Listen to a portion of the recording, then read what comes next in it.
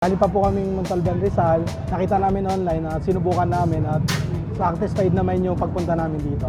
Nakita ko lang sa mga reels and then came him all the way from LA. The sauce itself, it was good.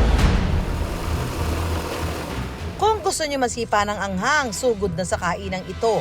2:00 ng hapon nagbubukas ang kainan ni Angelita.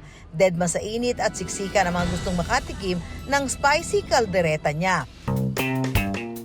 Pork ribs ang ginagamit sa pagluluto ng spicy kaldereta. Pakukuluan ito ng 1 oras bago timplahan ng mga pampalasa. Ginigisa ko lang sa bawang sibuyas. Sinasama-sama ko na siya lahat.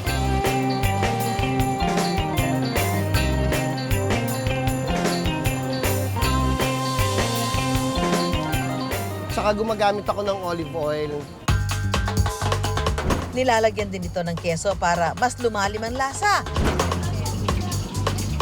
At ang star of the show, ang siling labuyo. Pakukuluin lang ng konti at maya-maya lang, ready to serve na. Malambot po yung laman niya. Masarap po ito. Masarap siya and lasang-lasa talaga yung anghang. Tapos yung sauces,